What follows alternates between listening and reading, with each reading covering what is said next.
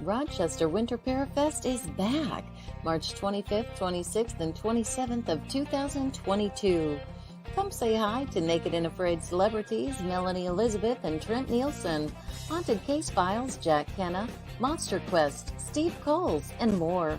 This event has it all: paranormal investigators, UFO researchers, Bigfoot researchers, and even photo opportunities for the kids with Buddy the Bigfoot. Oh, okay, adults too. Come on down and get a tattoo from Ink Master Tony DeVille. There are psychic gallery and individual readings, as well as radio personalities, authors, jewelry, makeup artists, and so much more. It's only $15 per person, and children under 10 are free. March 25th, 26th, and 27th of 2022. For more information, go to WLFE-DB.com. Yes, Winter Parafest is back. Valley Oak Event Center, Geneseo, New York, next to Denny's.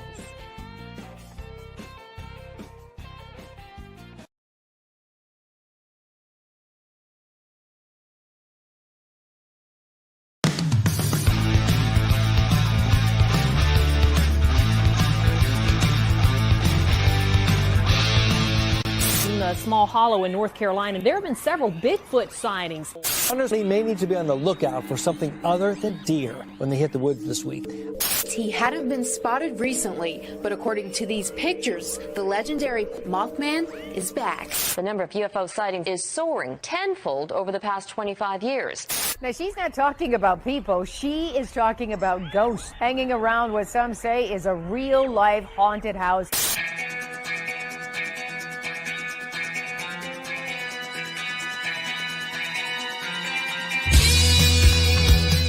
You're listening to Paratalk Radio with Ted Wolf and Psychic Cindy on Paratalkradio.com, a member of the WLFE digital broadcast family. Paratalk Radio is your one-stop for all things paranormal, the unknown, and the supernatural. Join us every Monday night at 8 p.m. Eastern, 7 p.m. Central for discussions and guests on topics such as ghosts, hauntings, Bigfoot, UFOs, and more. This broadcast is rated M for mature and is intended for listeners over 16. The topics, views, and opinions expressed on our show may not necessarily reflect the views or opinions of Paratalk Radio, our hosts, or our sponsors. Now, live from J. Wolf Production Studio in Ontario, New York, here are your hosts, Ted and Cindy. Well, there's no Cindy. I don't know where she is. She's not here, so she's probably running a little late, just like I was. I got out of work like 10 frickin' minutes ago and flew here. Boss had me doing some extra stuff. But we're here and getting ready to go here. You guys know how we start the show. I read the bio, and then we get moving on at this point. So right here, let me get his bio back up here. And I got to tell you that he's filling in because we had a last-minute cancellation, which we will be rescheduling. So, all right. So Len and Gail moved to Cane Creek Township in the spring of 2016 and quickly made 3 trips to New Orleans, where Len made quick work of investigating that very haunted city. Len is retired now, and Gail is semi-retired, just traveling around Arkansas, investigating a few places in their state, and is ready to share some of his experiences with the world. So tonight, that's what we're doing. So we have Len Dorman with us this evening. We're just going to be talking paranormal stuff, things that have happened, so on and so forth, and dive into some of the stories and the things that he's done. And that's what we're doing. Let me take this opportunity to say hello to Barry Martz, hello Robert White, Bill Davis, Steve Barry. Hello, guys. Let's see. I don't have WLFE up. I have my personal page and Paratalk up. So if you're over on WLFE, I'm not seeing you that I know of. So that's Cindy's department when she gets here. We'll get it figurated. That's it, figurated.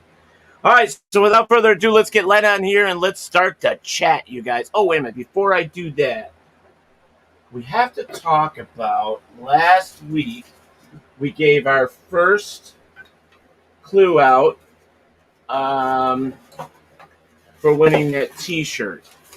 So, let me find the second question here.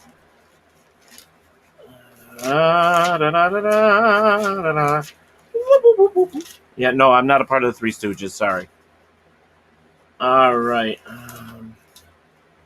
We might have to come back to that, but we'll get that other question out as well. I know I've got it here somewhere. Guys, you know what it's like to rush. That's what's happening here. Rush. So, I'll figure it out. You guys got the first one. Just remember, save the answers, okay? We will ask for them at the end of the month, and you have to have all of them correct. All right? All right, let's bring Len in here. Len! Can you hear me? Hey, Len? Yes. How are you, go. sir? Yes. I can hear you. Can you hear me? Yes, I can. Hello, Sheridan. Hello, Steve. Hello, I guess that's it. The extra one's there, and I don't see anybody over there. And I found the question. So the second question, we will repeat this. Here's the second question. What guest of a TV series would not leave our show? So the question again is, what guest off of a TV series wouldn't leave the show? So there's your second question. So there's 2 questions gone and 2 to go. So you got to get all 4 of those right, folks. All right. So, Len, it's a pleasure to have you here on Paratalk Radio. Hey, it's a pleasure being here, Ted. Yeah, this will be fun tonight. Yes, I am looking forward to it. Did you get the photo I suggested? Because tonight I do have a bone to pick with you. With me? Uh-oh. With you. Yes, sir. Let me get in We'll here. We'll figure it out later. I got it here somewhere. It's in you sent it to me in Messenger, right? No, I didn't send you a picture of that. Oh. So you're free to use any picture I sent you, though. Oh. But there is something I want to discuss with you that I've heard you don't believe in, that I have experience of. So we can get into that a little bit later. But hey, whatever you want to do. A little suspenseful. Okay. Hello, Genevieve. Let's hang on to it for a little while later. Where would you like me to start tonight? At 65, I've been around for a long time. Yep. Let's start. What got you into it? What was the reason you got into it? Well, a little bit of that long bio that I sent you. Actually too long, but got to cover a lot.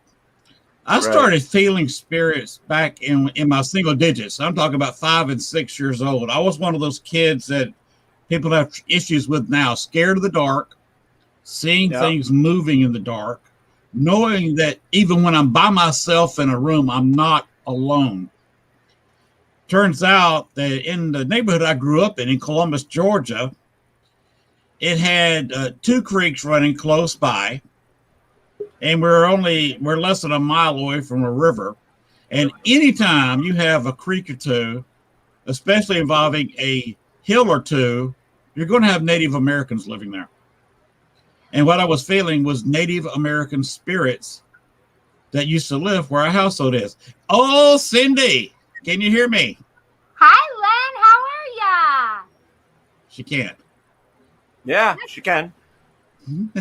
Hear ya? She's got you. Yep, she can hear you. I am doing just great. It is my great privilege to talk with somebody as beautiful and as intelligent as you are. Oh, that's it. I'm leaving. Stop it. Go on. That's fine. You can It's my great pleasure to meet you. It's a pleasure to meet you, Len. I'm so happy. I'm sorry I'm late, you guys. Hi, everybody. You know how Len started this off by telling me he has a bone to pick with me. Oh, okay. So he started off the show. I love it. What is this bone he needs to pick with you? Hello, Melissa Offen. Hello. I haven't seen you in forever. I had to silence my phone, friends. There you go. So let's get back to this. So Native American. So that's what it was. You started feeling things and seeing things, and that's what got you started. Oh, is he frozen? Oh no, he's not frozen. Did you hear me, Len? I don't know if he can. Did you hear me? Can you hear us? Len, can you hear us at all? I don't think he can. Can you hear us? No, I'm not frozen. I'm just staying still. Oh, okay. So Also, he has a big my delay. father is from Live Oak, Florida, and yes, I heard. Okay. Yeah, I can hear both of you just fine. Okay, must be a delay. Can you hear me fine? Oh yeah, there's just a delay between us. That's all. Yes. Yes, I can. Okay. We're good.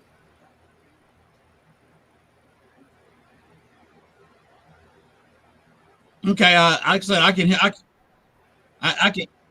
Yeah, must be. We'll have to compensate for that somehow, or hope it ends. Yeah. Cindy was actually on. Yeah, Cindy was on a delay when she came in. Oh, okay. So back to what I was saying. Native American experience when I was a child, and my father's family's property in Florida, there was an old sharecropper shack there.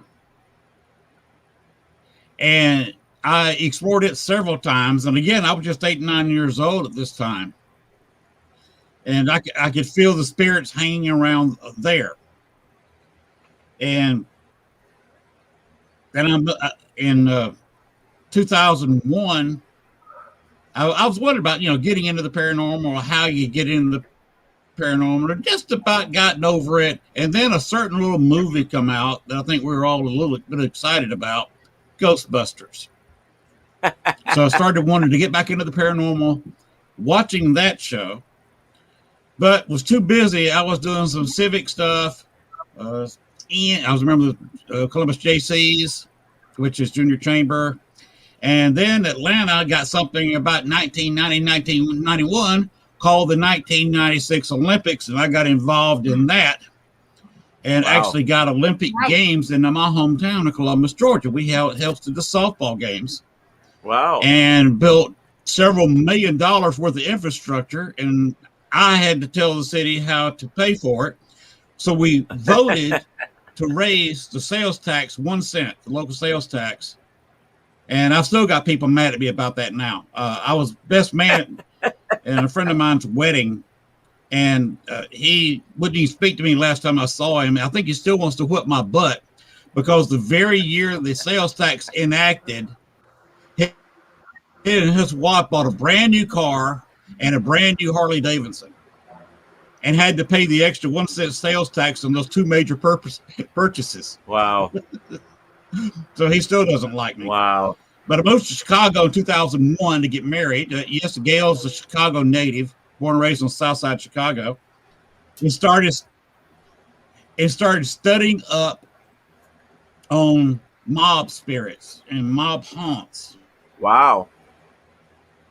And it visited many graveyards there, and run into Bruno Rodi, which if you look him up, there's very little available on him, but he was one of the main bombers for Al Capone. Wow. And we had a little run-in at the place he was, and he actually knocked the hat off my head. And one time I was down there with a paranormal group leading an investigation with another paranormal group. And he walked through the K2 meter I had in my hand. Of course, the K2 meter went off crazily, but I could feel him walk past through me. And the guy across from me, he shoved backwards. And I got that on camera, is me saying, I think he just walked through me. So watching the K2 meter with the camera, it goes off, and you can see his legs all of a sudden stagger backwards. So I've actually got that on video. Wow, that's so cool. And it was you were talking about investigating a funeral home. That's what this was. It was a former funeral home for the mob, owned by the 26th Street mob. They're 26 in Wentworth in Chicago. It'd been a bar for about 10 years, but for 90 years before that, it was a funeral home. And Bruner Road, he was kind of stuck here because he was a known gangster, broke a lot of laws, and killed a few people. Jesus. So I had to go in there, and actually, he was holding 20 to 25 spirits hostage in the place. And I had to go in there with a psychic and talk him down. You can't get him out of there. But the bar had moved on, and they were trying to make a bank of the place, and we had to clear him out. So what we did, we forgave him for everything he did to me, forgave him for any crimes, told him that Jesus Christ loved him and would forgive him all of his sins. And he is much happier now. He still roams around, but he's out of the old funeral home. Wow. That's amazing. Yeah. And he released. Oh. Yeah, I think there's a storm coming in too. And that was not easy every day. Yeah. Wow. That's a good story, that's for sure. It is. He blowed up. I love what Robert White said. In December 2015. Oh, okay. On December 2015, Gail and I decided, since we're retiring. Oh, yeah, I can't hear him. But when we retired, we decided yeah. Robert White has always got something interesting to say. I always like to read his post. I know. I've never met him, but he seems to be a good person. Yeah, he is. But back to what I was saying, Gail and I started doing some math, and in our retirement, the property taxes in Chicago are some of the highest in the nation. Hey, Tom. Wow. And we decided we'd come back home to where Gail's family is from. No hot peppers. Both of them are from Arkansas. Around for property. One lot of have to walk upstairs, and on 4 acres. And the property taxes are about $200 a year. Oh, wow. Oh, that's it? $200 a year for property taxes? Yes. I wish. Can you imagine? I wish. That would be amazing. Wait, where's this house that it's only $200 for property taxes? Arkansas? It is. I actually, and you'll notice me say occasionally, I live in downtown metropolitan Cane Creek Township. Cane Creek Township is an official place, but it's not really a city or town. It's got one business and about 2 or 3 roads. Those 2 roads do not intersect. We've got in this area I live. Remember, I live on 4 acres. I've got 2 empty lots between me and the next neighbor. To my right. This is my right hand. Well, when you go this way to my right, you gotta go through 2 empty lots that are acre wide to get to my neighbor who lives on the 3rd lot over. Over to my left, you can. I do have an next door neighbor. He lives there with his girlfriend in front of the lot. His father and his wife, lives at the back of the lot behind me. So there's 4 people living to my left, 2 people living in front of me across the street that I can barely shout to, and the other guy I can't even shout to because he's 2 acres over that way to the right. About 5 people, and further down the highway across from him is a guy with 1 son and his wife. Then further down, you may have about 6 or 7 people, and that's it. Now the other road's got a couple of farmers living there, and maybe has 10 or 15 people living on that street, and that's it for Cane Creek Township. Wow. This is outside Star City, Arkansas. Very small. Yeah. Star City, which is the town where we all do our shopping and get-togethers. That's where Gail works. Is a town of not quite 2,300 people. Wow. And remember, we live over a mile outside their city limits. It's got 2 Dollar Generals, 1 Family Dollar, and 1 Piggly Wiggly grocery store. And it's a small place. We actually have, we actually have 1 gas station that's open 24 hours with a McDonald's built onto it. That's right. We do have a Sonic. We do have a small Subway. And Steve Berry just said Green Acres is the life for Lynn. Yes. Moving down here after living in Chicago for over 14 years was a little bit of shock. Columbus, Georgia, when I was born, was only 28,000 people.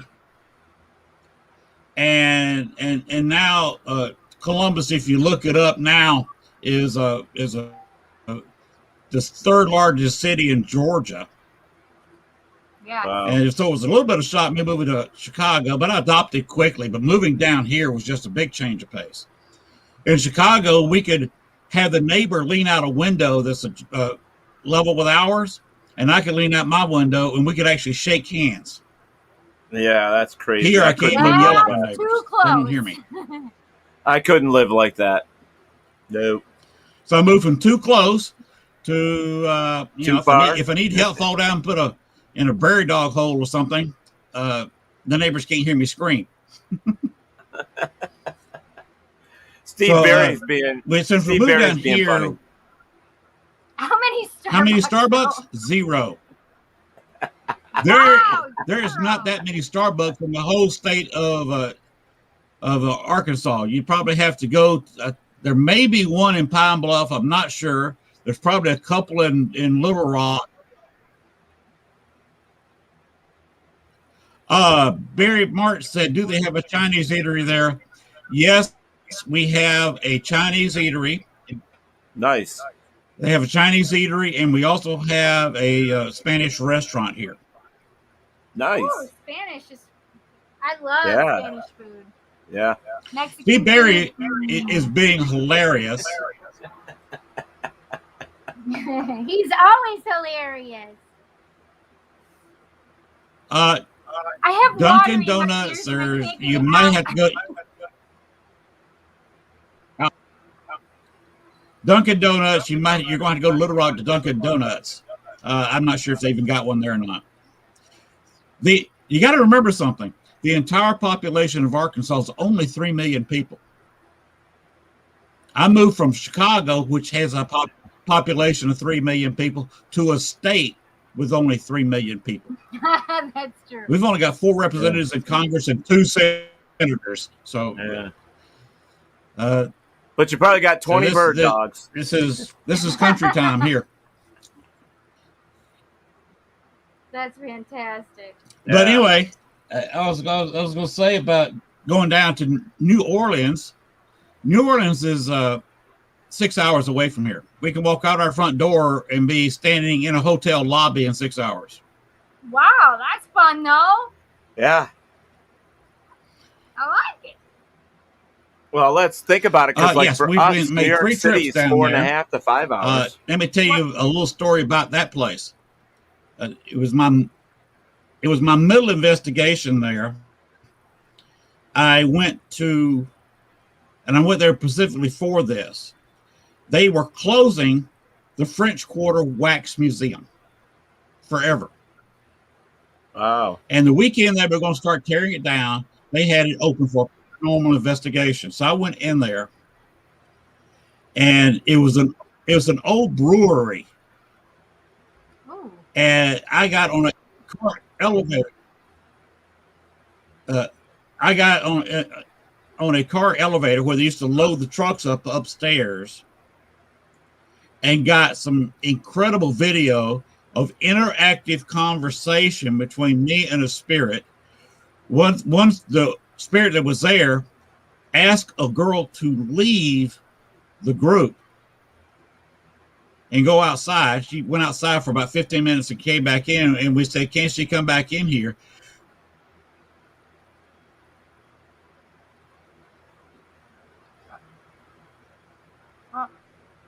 I didn't quite catch that. No, I think You're freezing up You on both us from froze time on to me. time. your audio Yeah, is freezing up. Yeah, on us. it's freezing up on us too. You're freezing up on us, basically. Yeah. Could be a storm in between us. Yeah, it looks like it could be getting a storm here too. Yeah, that's why it's so muggy. But no, I got clear Well, skies it's here. We've got no rain expected for the next couple of weeks. We're in a dry period. Oh, yeah, we got rain coming in tonight. But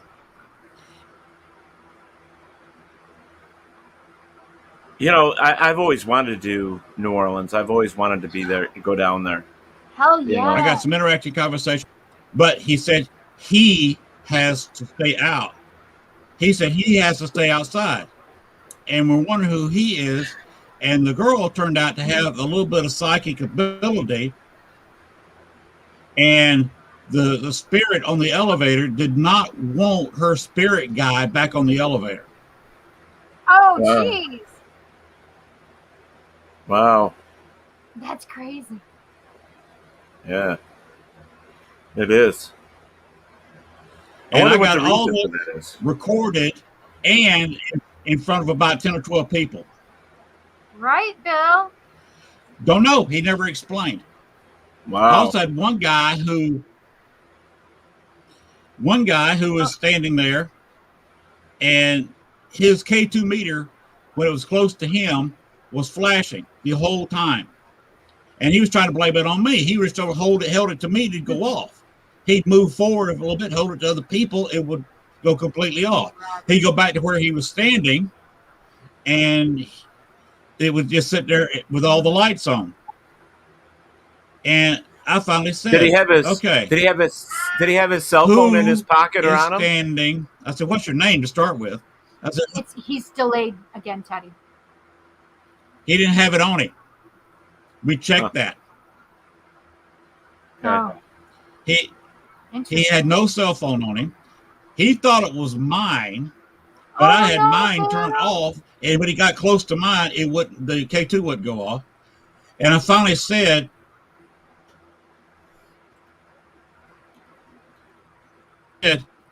"Who is standing by Josh?" And this voice came on and said, a female voice, and said, "Fred is." I said, "Excuse me, not Fred, Frank is." And I said, "Frank, where are you standing?" And the voice came back over the ghost box, "By Josh." And you can imagine what Josh was thinking about this time. He almost ran out of the elevator, but when he opened the door, he realized we were in a huge room used for a banquet. He would have to run about 250 feet to the nearest light bulb.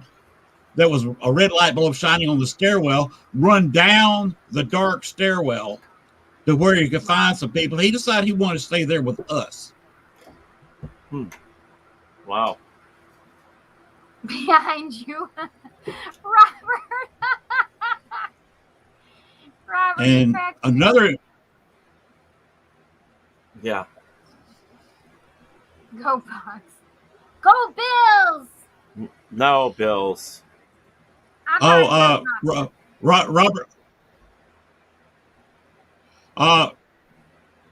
To answer Robert White's little post there, I was at a paranormal con in Little Rock about 4 years ago, and a guy was taping shows for his podcast.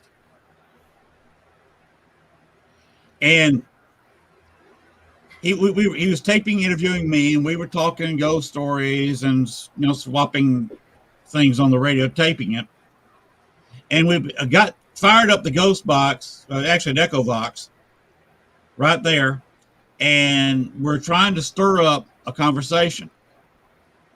And he was saying, where are some ghosts? I want to interview some ghosts right here on my network. A voice come up in his right ear saying, and whispered, I'm right here.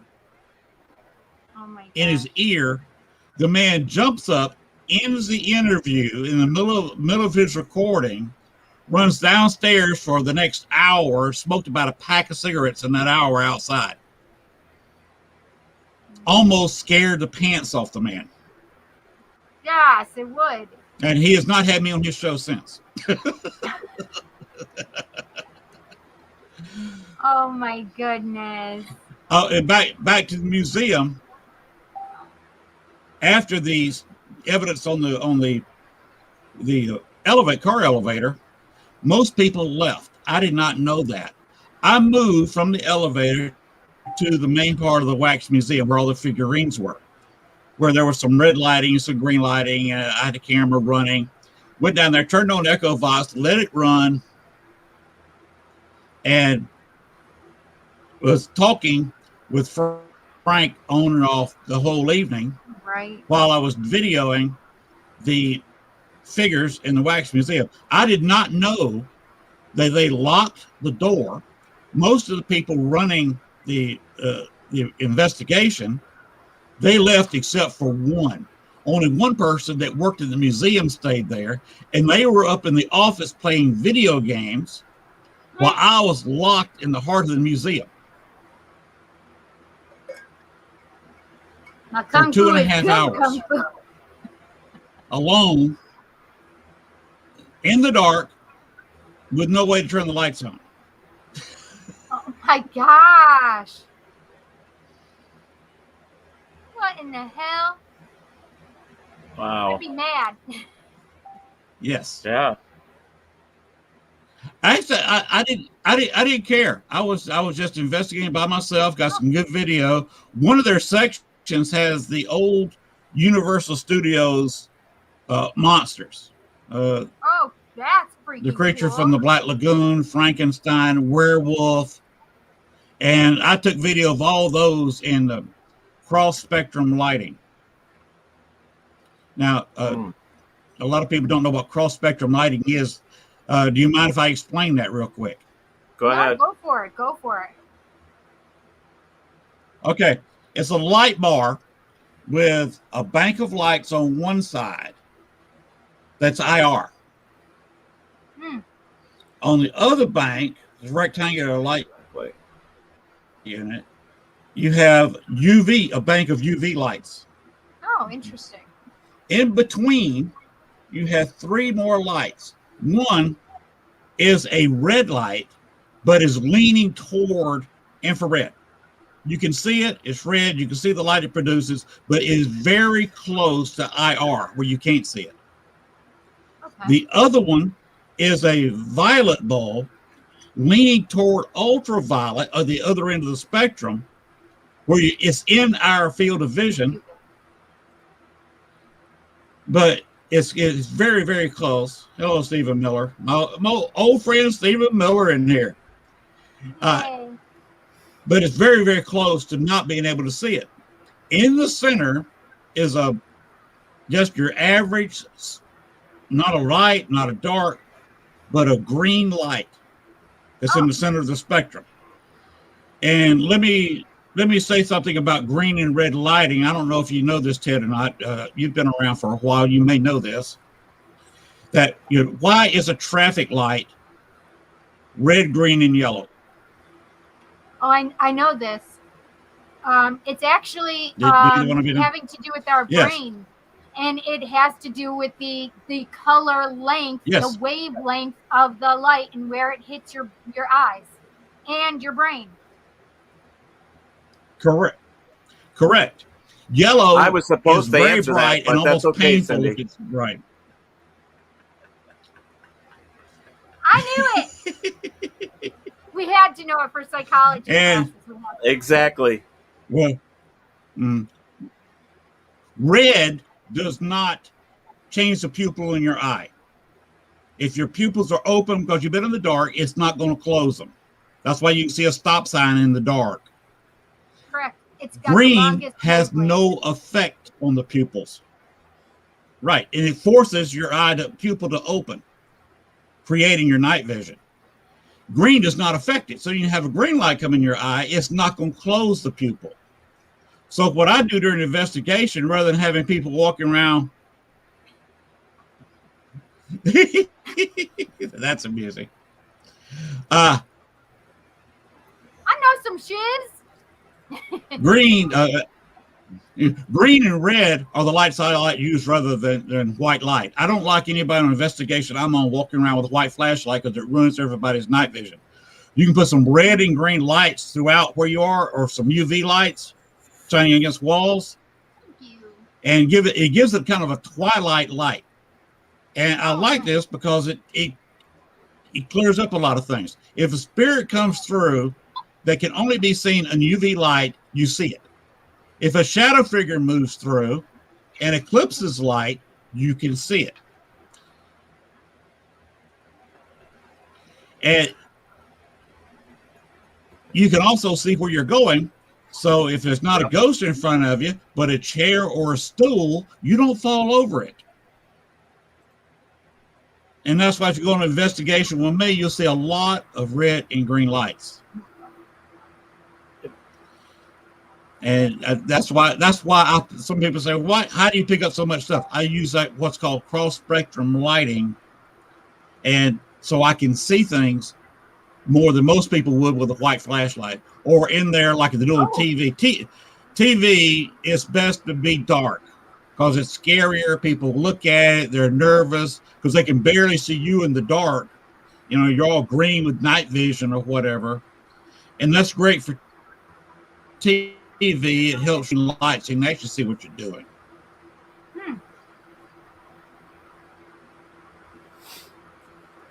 Yeah, well, that's why they use green lights for the military. Another investigation I did. I couldn't hear you. Wait, green lights are for what in the military? That's why they use them for the military. Or you've seen these. Yes. And you see the World War II especially, where they've got the 90-degree angle flashlights, where you stick the flashlight in their shirt up here. Yeah. You seen that? We're shining straight forward. 9 times out of 10, it's got a red lens, so they can shine that red light down and see where they're going without ruining their night vision. Oh, interesting. Red headlights during Vietnam. So I just take a little clue from the middle. Yes.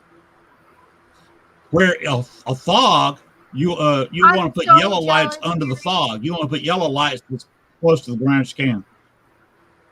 Yellow light is the longest wavelength, and we can see that in dark or light. And that's the one we should actually be using for fire trucks, actually. Hey, I just got a notification from Sasquatch Chronicles, their show.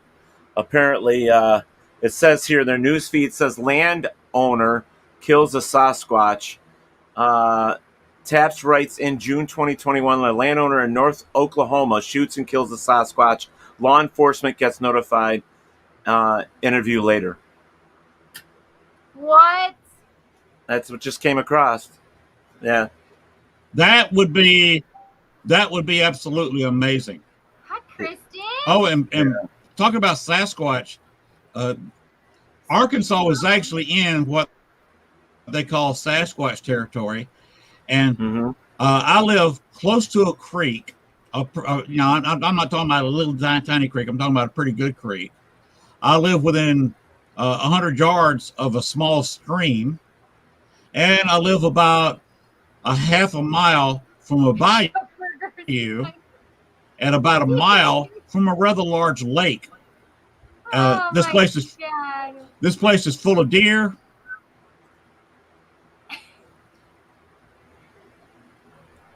Oh, your instruments had red lights too. Yeah, the instruments, yeah.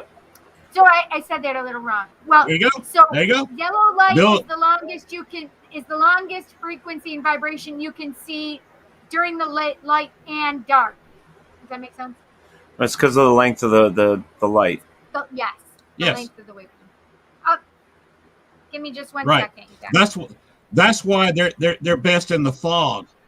That's why a lot of people wear yellow glasses, and you drive the driving glasses for either nighttime or fog, and you always like yellow lights almost on the ground in front of your car, where you can turn them on, and the yellow lights will light up the road under the fog, and it helps you see through the fog on a foggy night if you got to drive. A lot of people, off-road vehicles around here, they'll have white lights high, and they have yellow lights as low as they can get them. Right. Without knocking them off. Right. I hate the new blue lights. Now, another one of my investigations, the blue lights are horrible. It messes with your vision when you see it. Your night vision's gone. It really is quite aggravating. Another investigation I did in North, I actually, for 2 nights, was head run of the Andrew Jackson Hotel in New Orleans. Wow. Yes, that was a lot of fun. I got to investigate the entire hotel, several of the haunted rooms there. Early on, I was standing outside getting everything coordinated. A guy walks into one of the more haunted rooms. He's just in there with a simple voice recorder. He has no camera. He did nothing but a voice recorder. And he is in there. Does anybody want to talk? The standard thing we all do when we go into a room. And something growled. And he came running out of there screaming. And he said, "You got to hear this." He said, I hope it recorded. He played back the recording 2 or 3 times, and there was an audible growl that he caught. Now, I was not in front of him when he got this recording. He could have faked it himself. I wouldn't know. I could not see him. He was in a room. I was outside. But it did not sound like it was fake. So I've got to qualify that I did not specifically see this happen or hear the growl myself. Right. They're literally talking about butchering this Sasquatch up and eating him. Yeah. Loin burgers, bacon, tenderloins. Oh, yeah. That's what they're talking about. Bigfoot burgers. The Russians couldn't see us as easily running red. Oh, that's interesting, Bill. Yeah, blue flashing lights, so annoying. For us, too. Yeah. They actually pair it. We didn't used to be here up in New York. We didn't used to have blue lights. It was red and yellow. Yeah. And they would be going, but then they changed it and added blue, because more people would notice and stop with a yellow light going as opposed to a red and a yellow. So yeah, the blue light. You mean? You mean blue? Yeah. And we had less accidents into the cop cars. Yep. The blue light makes it more visible. Yeah, those blue LEDs. Yes, you can see those things a mile away flashing, and by the time you are passing the wreck or whatever it is, they got the lights flashing for. You're near blinded. You get past them, you can't see your hood ornament. Mm-hmm. Yeah. Oh, excuse me. Oh. One other thing I want to touch on, Ted. When you first turned the camera on, you saw my hat, right? Yes. You saw this guy? Yeah, I don't remember what it said, but yes. Can y'all see that? I can see it, but We I don't can't know. read it. Said, I survived. Okay, I survived Camp Douglas. Oh, there you several go. years ago. This is back when I was in Chicago. Camp Douglas was a Civil War prison camp opened from 1862, opened early 1862, and the last person didn't leave till about the middle of 1866.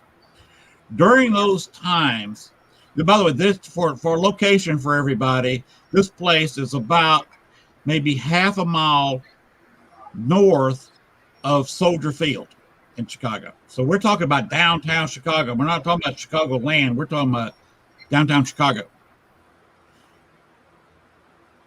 This place, part of it is a city park.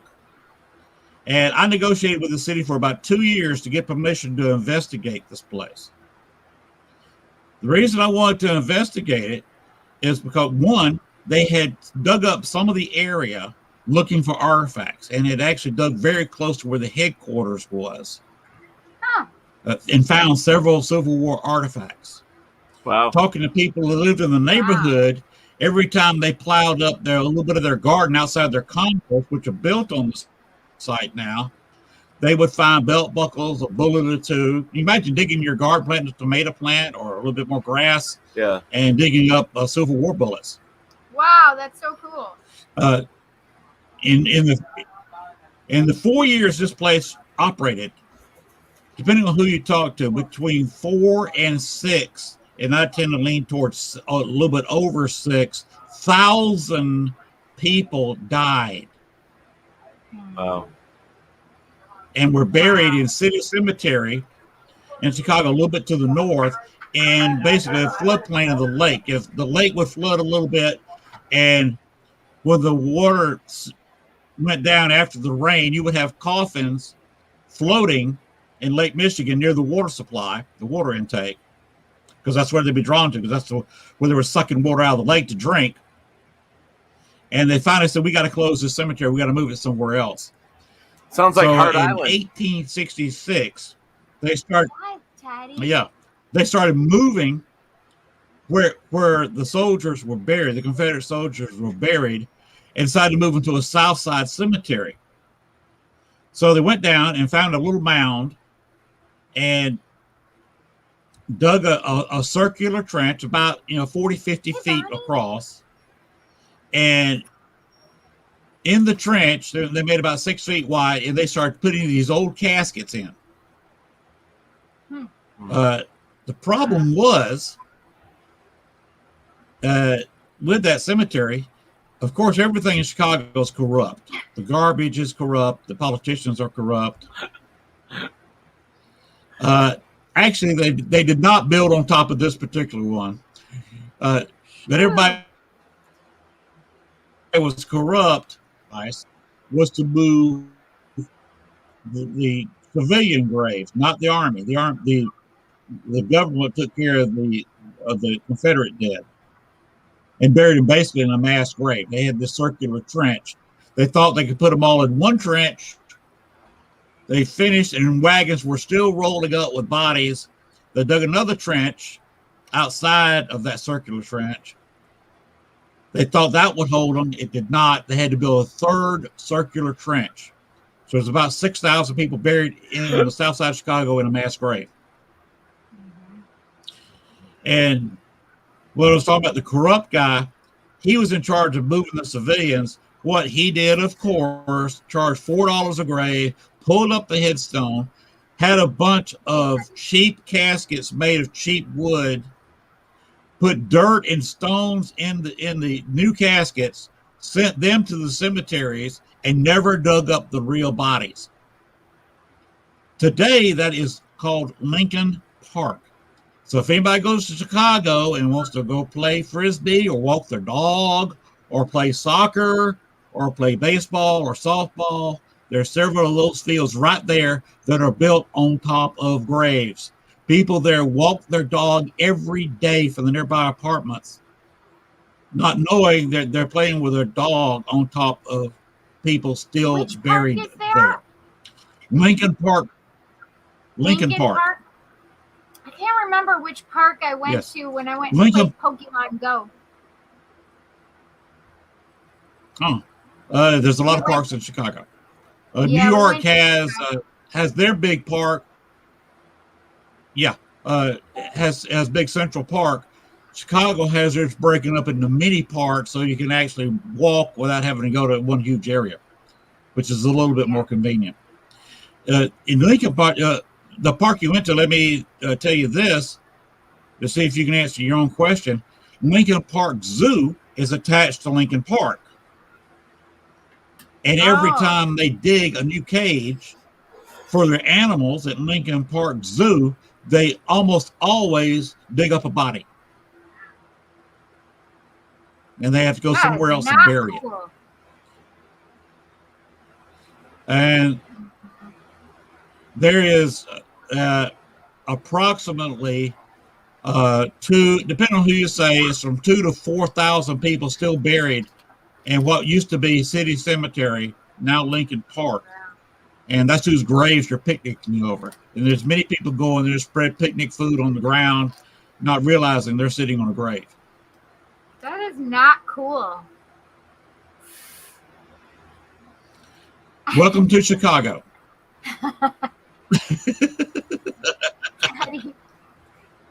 I had to run to the little boys' room. I'll be right back, guys. Yeah. My fan. Okay, we can pick this bone when you get back. My phone my fan isn't too loud. I hear it. Oh, you can? I hear it, but it's not annoying. Okay, that's good. So, Cindy, is there anything you want to talk about? Well, in the chat, they're talking about, Indian burial mounds, and Bill says he tries to steer clear of the Indian cases. Yeah, I don't blame you. I understand that.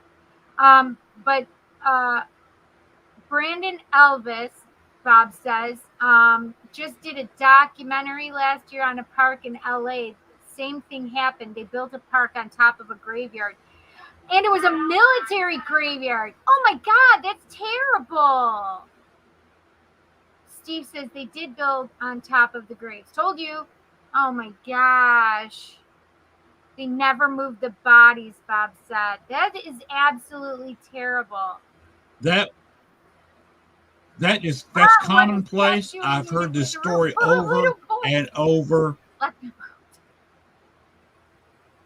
But I've heard the same story over and over and over again, state to state to state, where the city wanted to move the graveyard, cemetery, depends on if it's by a church or not, and they moved the headstones, didn't move the bodies. It seems so illegal, and they shouldn't be allowed to do that kind of stuff. It just does not. That's correct. Not right. It's not right. By the way, Cindy, just wanted to tell you this. I have worked with several psychics over the years. That's awesome. I've worked with some that don't have any kind of thing. They want to claim they're psychics, just trying to make a little money. But I've talked some real serious psychics. And I have those that are serious and those that are real, I have utmost respect for. And a real psychic, I will investigate with anytime. To me, they're an extra tool and just another way to investigate a haunted location. We just did a location, Teddy and I. Now, I don't know if he was gonna. I should ask him before I start talking about it, but. We just did one together, and it was pretty cool that some of the things that I came up with were also corroborated. Wait, Barry, there's a playground in Emerson Park. And that's what you try to do. Placed above it. Did he say Cindy is a tool? Auburn, New York. No, Cindy is cool. I'm a very good tool when it comes to looking at the, trying to talk and pay attention to locations. He wasn't being mean, Barry. I mean, no, Steve Barry. He wasn't being mean, though. And Steve, Steve Barry, I was talking about psychics in general, or just going with them on paranormal investigations. It's just another tool in the toolbox. And you pull them out, you work with them, you listen to everything they say. Well, as long as they're good ones, right? I try to have somebody that can corroborate what I'm saying. Yes, you have to have a good one. They can understand, yeah. I want to take Cindy on a live investigation through Skype. Heck yeah, Bill. Okay. Now, Cindy, it was fun. Bill and I was telling him some stuff, and it was just cool. The things that he had going on in his location. That was cool. And I was here, and Bill was down in Florida when I was saying stuff about the location. Teddy, are we going to talk about our investigation? We can. Because we were just talking about, Len had said that he uses a lot of psychic mediums and stuff, and that we're a good tool when it's a good psychic, right? When it's a good medium, right? Hey, Eileen, there you are. And hi, Dave Haney. A virtual tool. Yes, I was a virtual tool that day, Steve. I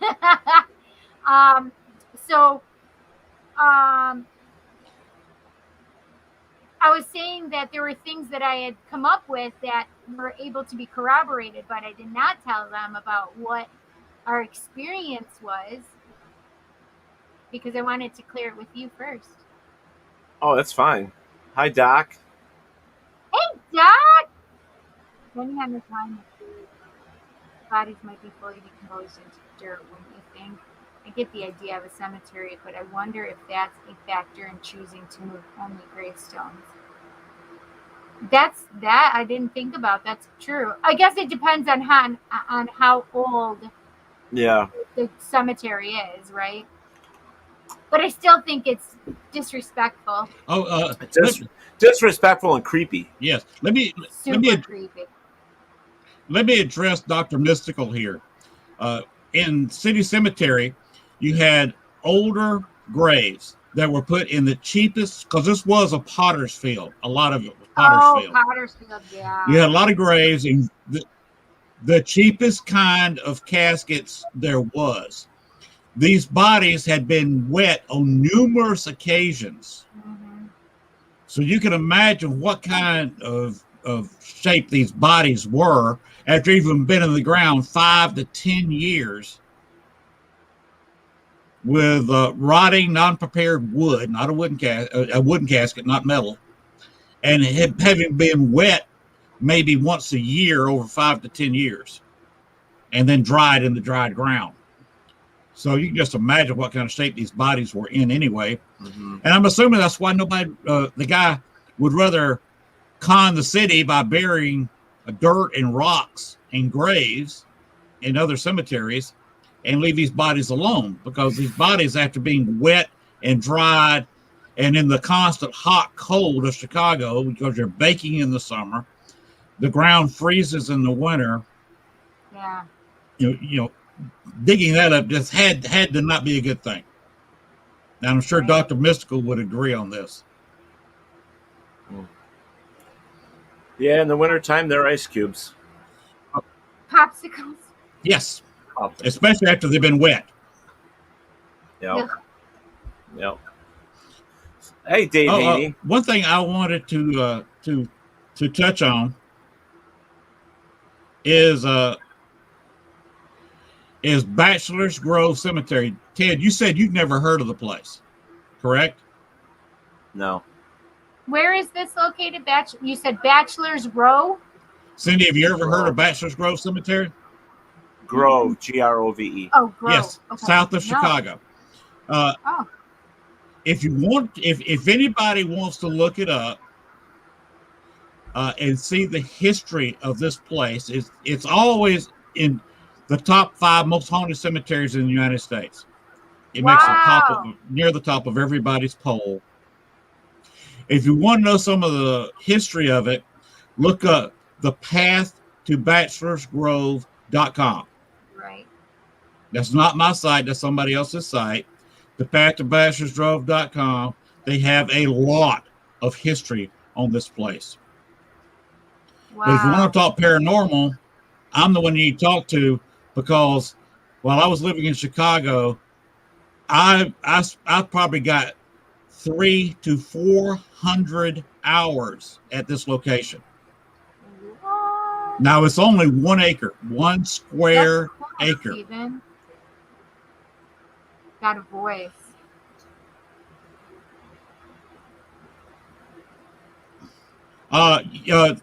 To comment on Steve's post. Steve Barry's post. We got Stephen Miller in there too, but Steve Barry's post, due to the shallow ground and the high water level, they couldn't be buried 6 feet deep. These people in the city cemetery were very, very, very close to the surface. So close, in fact, that when the lake flooded and you would get a couple of feet of water over the cemetery, it would knock enough dirt off to float caskets out of the ground into the lake and over to the water pickup for Chicago. People about 100 years ago were in their water, they had in their spigots, was straight out of the lake. There was no water treatment plant at that time. And even into the 1920s and 30s, people would try to take a bath in Chicago, and you would have fish in your bathtub when you want to take a bath. Oh my gosh. Gross. Because there's no water. It was straight lake water. And you can imagine the thought of people when they found out that caskets were floating in the water around the water intake, and they're drinking and bathing in this water. No. That's disgusting. But on Bachelor's Grove, you saw Stephen Miller said he'd been there recently and got a voice at Bachelor's Grove. Bachelor's Grove was abandoned in the late 1960s, early 1970s. The last burial there was a caretaker who took care of the place. He was buried there in the early 80s. He was cremated. They dug a post hole. I know the location, but very few people do. And I'm not describing that and rip my fingernails out. I'm not going to tell you exactly where his burial was. But they just dug a post hole, went to the max amount where the handles were level with the ground, put his ashes in the hole and covered it up, unmarked. That's where he wanted to be buried, because he'd been a caretaker there for a couple of decades. Bachelor's Grove has been desecrated. A whole lot of stories there. The local people use it to test your manhood. If you can go in there and curse at ghosts and walk out in one piece, I guess you're a man. They do that when they're 16, 17, 18 years old. It used to be heavily marked by gang sign and other graffiti. They're trying to keep it clean. The last owner, who long passed away, deeded the cemetery to the county. The county will not admit owning the place. It is in the middle of what they call the Forest Preserve. It's where Chicago, at this point, it's Cook County, has designated this place as a forest preserve, and they keep it natural. And they do allow a couple Boy Scout camps to go there. They have some picnic grounds. Others just trails where you can walk through the woods. And the cemetery is there, but it's not owned by the Forest Preserve. They did not buy the cemetery when they took it over. So as to who owns it, that's a fight in Chicago itself. Wow. So it's just crazy they don't maintain it. Other people will tell you all the bodies have been taken out of Bachelor's Grove. Me and several friends got to looking and digging, and we found paperwork where about half the people buried there were removed in the 70s and 80s. They asked everybody to come by and pick up their families' bodies at their expense. They were not paying anything for it. Well, families who did not have the money to exhume their relatives just had to leave them there. And if they couldn't find the family, they're still there. So there's still about 200, somewhere between 200 and 250 bodies still buried in Bachelor's Grove, even though a lot of people in the county will tell you nobody is there. And they did remove about 250, so they got about half. So as you can see, there's somewhere between 400 and 500 people buried in 1 acre. Wow. Over the years. That's not cool. Including a Civil War vet who fought for the Union. He did not die in the war. He didn't die until about 1890s. And the research I did, that I sent the pictures to Ted, if you want to throw them up there, you can. I'll have to, if you throw the picture of the white lady on the stone, that is a copyrighted picture. We can only use it in a money-making promotion if I tell you that Dale Kazmarik's group, Ghost Research Society, one of the top paranormal groups in the country, one of the oldest, he founded that in the very early 70s. I was still in high school. I'm 65 years old. I was still in high school when this group was founded.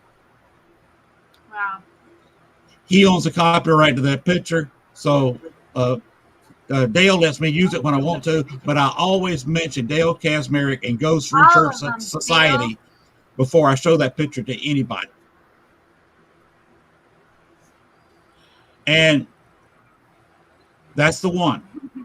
If you look up on Google and you look up ghost photo, this is what you come up with a lot. This is a very much blown up shot. This was checked twice by photography experts. They checked the negative on this photo and they swear that the negatives was not tampered with. And from the negative, you can see this photo. Now, it's from a distance. Like I said, this is a blow up. This lady was not seen by the naked eye. It was taken by, this is in Bachelor's Grove Cemetery. This is a very old shot of the front gate. This is another shot of the inside of Bachelor's Grove a few years ago before they cut everything down. And I don't know where that is. That's Bachelor's Grove. That is not Bachelor's Grove. Oh, that's what it said when I took it. No, Bachelor's Grove doesn't have that many headstones. Huh. Whoops. Well, then that was an error. Well, so that was an error, probably my error. I'm sorry. But let's see, where was I on my thought? Why not? This lady was called the White Lady of Bachelor's Grove. She was seen several times crying, walking around crying. Oh, that picture was taken with 35 millimeter infrared film back in 1992 or 1993. So it's not a digital photo, so there is a negative. Right. I found out who it was by doing research.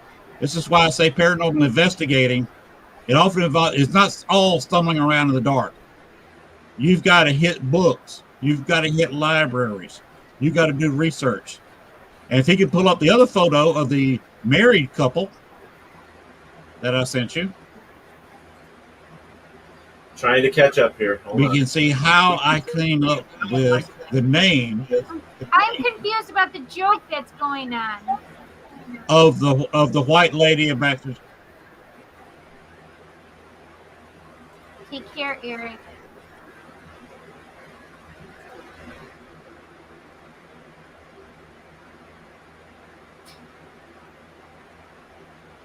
C. Barry said, "Human remains soup up quickly." That's not a good, pleasant thought. And me, I haven't eaten supper yet, so as soon as we get out of the show, I'm probably going to eat supper. And human remains soup is not on the menu. No. But anyway, I found a picture of a woman wearing the same dress as the photo that Ted put up there of her sitting on the stone. Wow. It was her wedding stuck picture. those She in was my married messenger. in 1863. Yes. Can't get them out? No, let me try again. Don't have soup, Len. They said, don't have soup for dinner, Len. Okay, No. So, Actually, what I'm probably going to have. Go ahead. Bill said, that's not funny. You Whoa. can joke about cemeteries, but not graveyards. Then Steve said, Bill Davis, okay, you said cemetery. Joke is fair play. I'm so confused. You can joke about cemeteries, but What not do graveyards. you know the difference between a cemetery and a graveyard? Yeah, one just A has cemetery a fence, the other doesn't. is a cemetery. Yeah, one has a church. Cemeteries do not have a church, but a graveyard has a church beside it. But I don't get the joke. The correct thing with the English language, if you go into a church, you get buried at a graveyard beside the church. If like Baxter's Grove, there's no church there. It's a cemetery. I don't even know if church is necessary. It's just if there's a fence around the thing. That's what I was told. I think if it's a cemetery, then it has a fence. If it's a graveyard, there's no fence. I'll double check. I know. Well, down here in the South, a lot of cemeteries are active. I got one just on the hill behind me. By the way, the bird flies within less than a mile from the house here. It has no fence. Most cemeteries are built down here, no fences. Then it would be a graveyard, I'm pretty certain. Okay, hang on. Cemetery. I just want definition. Well, this one is where you need to talk about the definition between cemetery and graveyard. The church is across the street from the cemetery. Oh, I see. Right. Okay, so hang on. I'm just going to. So it just depends on your definition. Yes, hang on 1 second. Difference between a cemetery and a graveyard.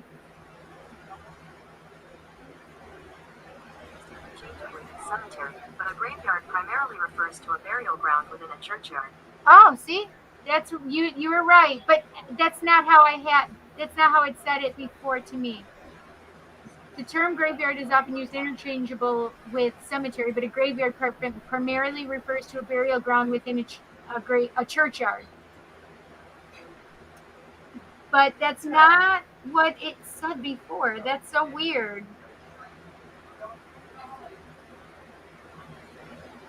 That is so weird because it said that one had a fence and one didn't.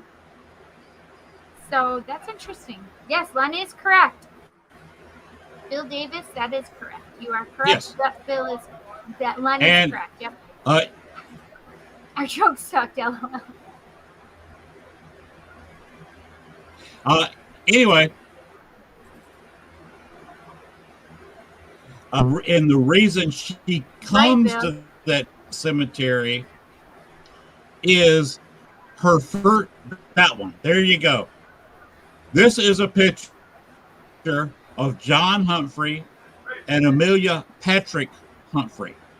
This is their wedding picture from 1863. How old was photography in 1863? Give me a break. John Humphrey, by the 1880s, was the most powerful man in Cook County outside the city of Chicago. He was the state representative. So he was a politician and corrupt. He was also having an affair with his secretary from day one.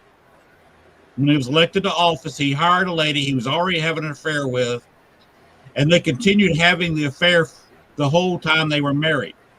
His wife there, Amelia, died in 1881 after bearing him several children. 6 months after she died, he married his secretary, and she bore him several children. Wow. They're buried in a cemetery in Orland Park Cemetery. That's the name of it. It's the name of the town, Orland Park. A lot of towns have park in their last name around Chicago. It's called Orland Park. It's actually the end of one of the big train stops. But they're buried there.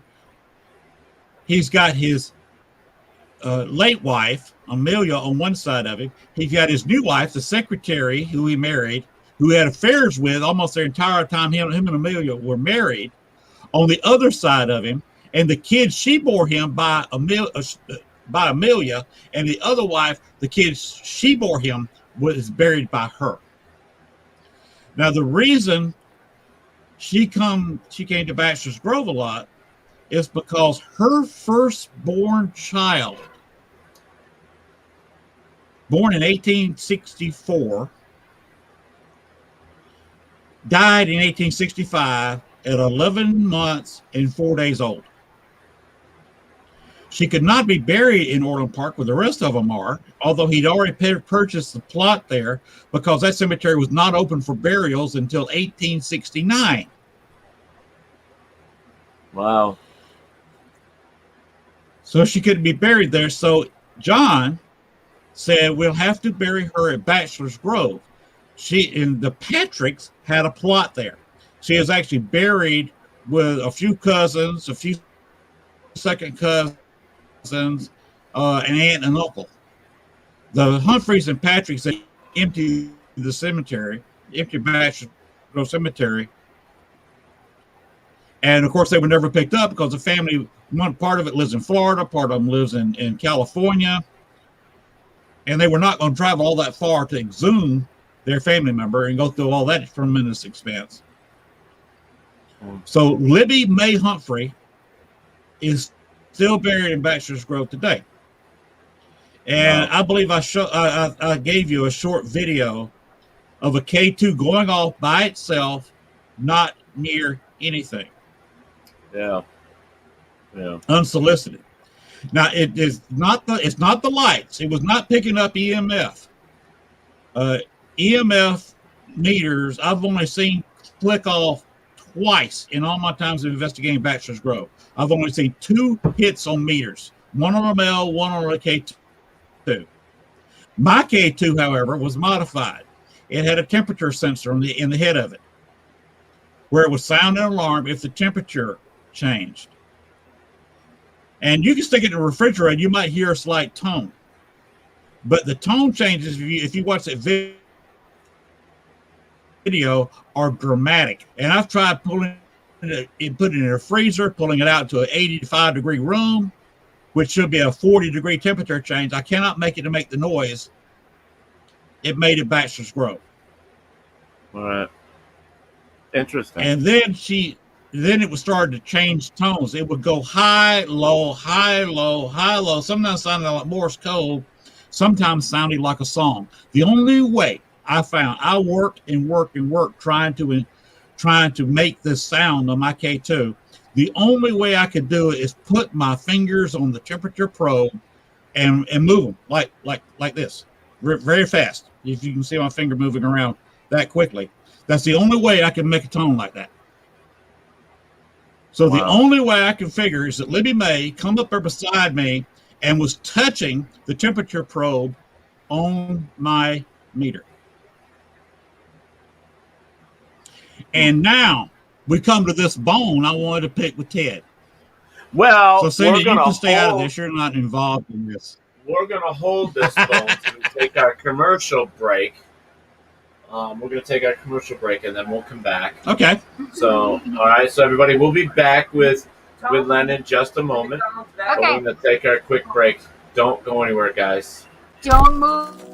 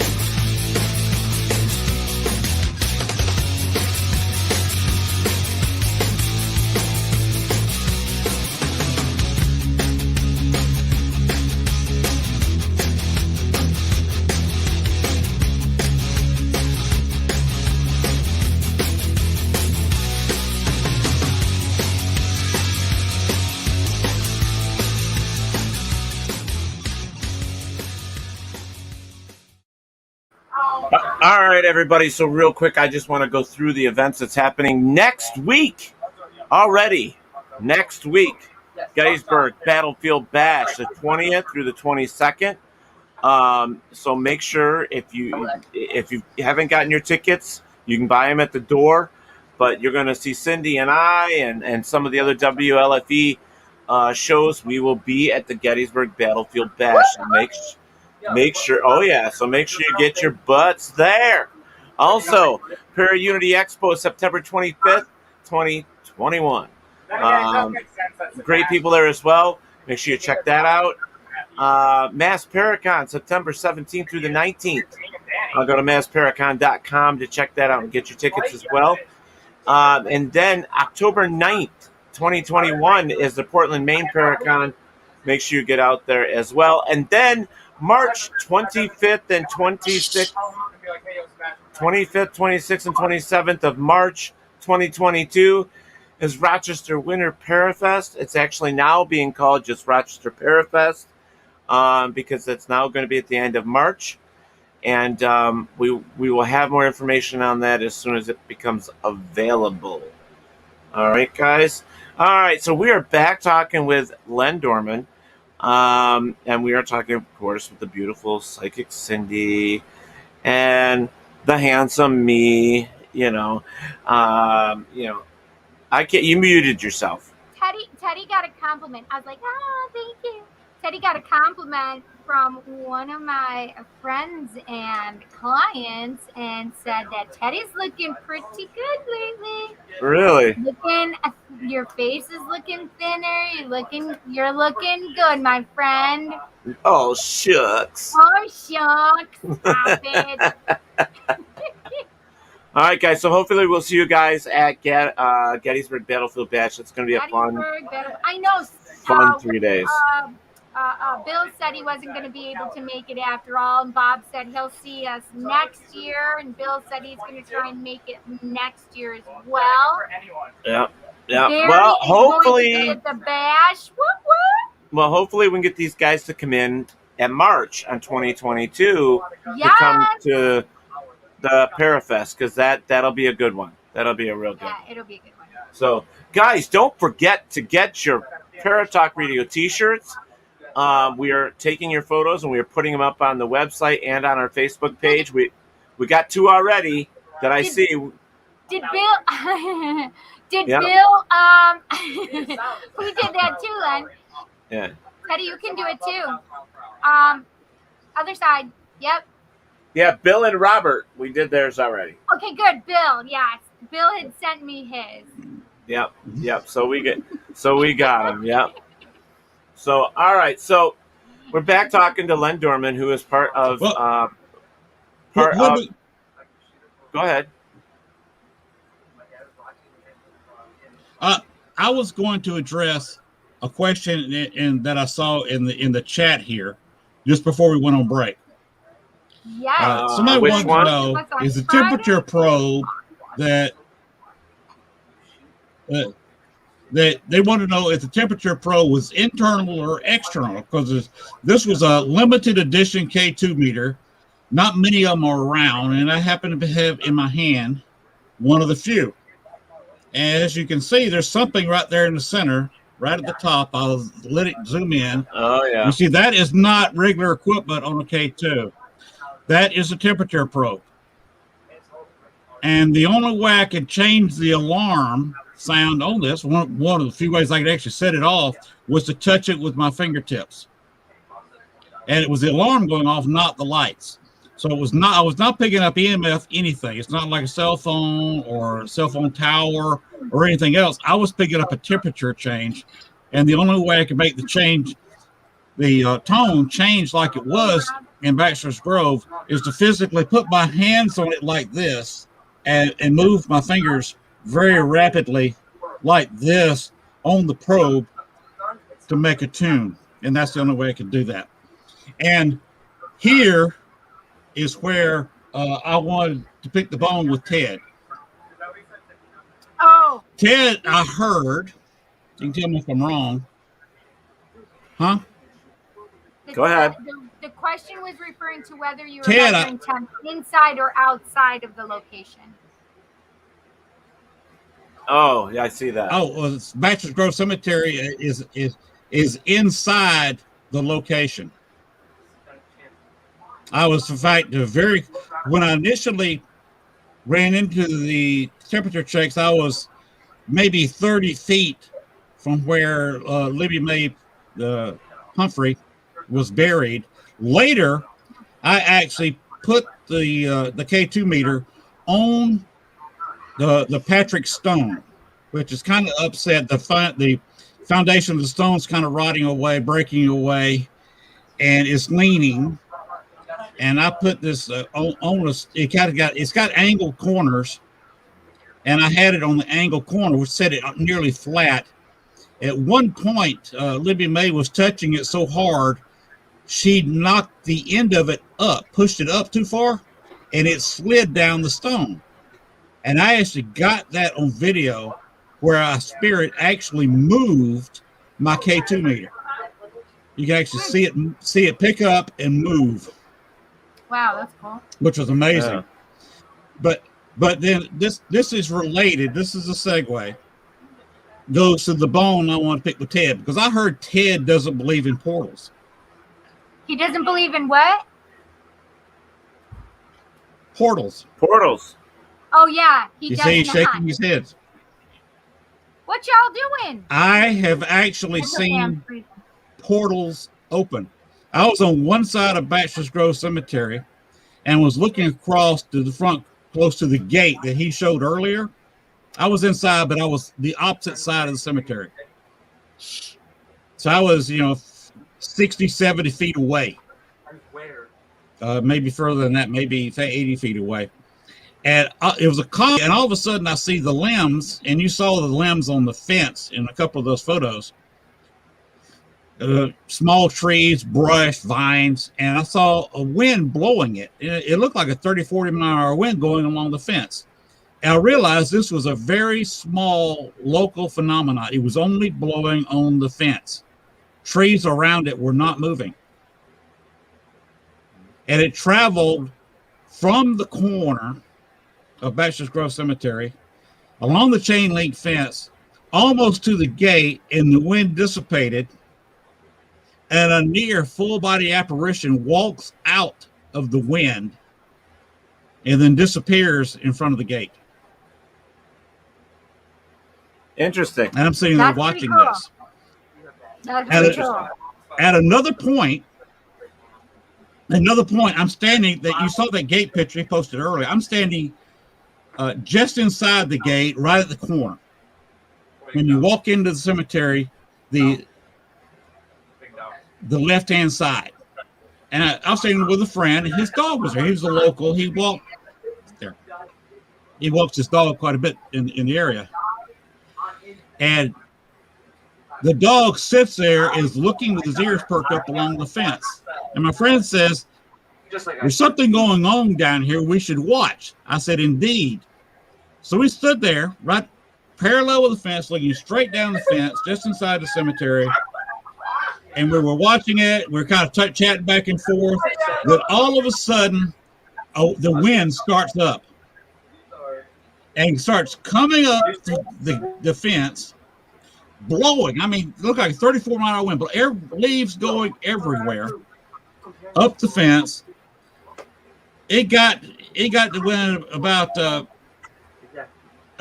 maybe 10 yards of us, and I started walking toward it.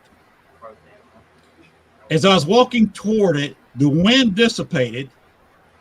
I didn't even feel it. You had a 34-mile wind blowing along the fence, and I was there close enough. The wind should have hit me in the face. I didn't even feel a slight breeze. Nothing. All right. Well, I have to address Dr. Mystical here.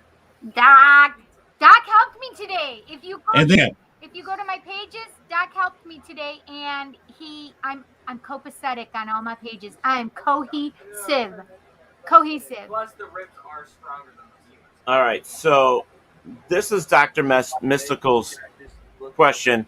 Tell us about that, Ted. Is it portals as energy concentration, or a passageway, or both? Huh? Here's my problem. Yeah, but he doesn't even any of it. Here's my problem. All right, my problem is the same problem that I have with ghosts. I've never seen them. Like, there's no proof that they exist. I mean, I have seen things. I'm not going to say I haven't. But to say that's actually a ghost, I have to find a way to prove that. I have to prove the existence. Same with a portal. How do you prove the existence? You know? Energy, we know everything is energy. So if I have to believe in it, if I have to look at something as I'm not sure what it is, I would say it would have to be some type of energy. Do I see it as a passageway? I don't necessarily agree that it's a passageway. And the reason I say that is because I don't believe Bigfoot is going through a portal from one place to another. I'm sorry, I disagree with that. I am But how many Bigfoot people believe and trust? I don't care. I don't care what they believe. I don't care what they believe. When we can prove it, then I'll believe. Oh, Robert, when we can prove it, then I'll believe. Look. I don't give a fuck about the look. You know, it's just I want to see proof. There's got to be some way. I mean, everything in this world that we have, I mean, there's a way to gauge it. There's a way to read it. There's a way to... Oh, I will. You know, but at this point, I just need more. I'm the person... Remember, guys, this show has been on the air for 5.5 years. And I'm the one that tells you every single show, I need more. Okay? I need more. I just can't listen to somebody's story and say, oh, yeah, I believe. I'm sorry, I'll never do that. Even with the stuff that I've seen that I can't explain, do I believe it? Maybe 50, maybe your eyes from believing. You know, maybe 50%. I can't. There's got to be an explanation. That's what I always come back to. There has to be an explanation. So that's where I sit, guys. Unfortunately, listen, you know, if I can put it in my hand, if I can see it, if I can taste it, if I can. You know, my 5 senses have to work for this thing. And I've worked with gut feelings and stuff, but no, sorry. That's just me. I mean, I'm not as hard on this stuff as, say, Kenny Biddle is. You know, he's a true skeptic, but... Where do you fall on dimensions? That's a good one, Doc. Well, let's go to recent studies with NASA and the government. Because they are talking about portals' existence and dimensions existence. Yes, they are. Yes, they are. And so with the government and NASA saying that there is a good chance that they exist, there's going to be data. So it's something I'm going to be able to look at. So that's where I stand. Yeah. So, same with Bigfoot, same with Bigfoot, same with aliens, same with everything that is in the unexplained. Listen, I'm sorry. Let's see, was it last Tuesday or the Tuesday before? I was sitting here and all of a sudden I watched in my mind's eye a portal open that I've never seen in my house before open. And aliens were sitting watching me from the portal. They didn't come in, but they sat and watched from their portal. Did you take your meds? You're so crazy. You know I don't take no meds, and I don't need no meds. Don't be making these people think I need medication. Just joking. Jesus. Steve Berry. I need is allergy medicine. Steve Berry says. To you, Teddy. Steve Berry says, amateur skeptic here. I side with Ted. Thank you. Well, Steve, it's okay because they're going to prove y'all wrong. Steve Berry, portals to what NASA said, other dimensions. Have heard no talk of NASA verifying ghosts. Well, they don't have to verify ghosts. It's portals we're talking Vampire about. aliens, they won't come unless invited. Nice.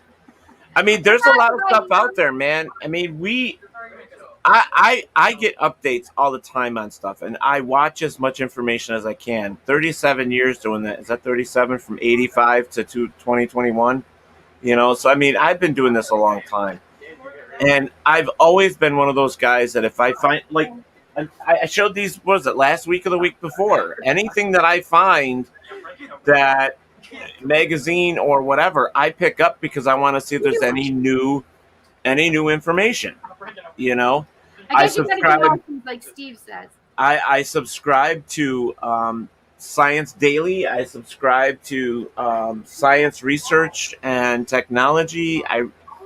I subscribe to a lot of different outlets and information because I want to know, you know, I can't.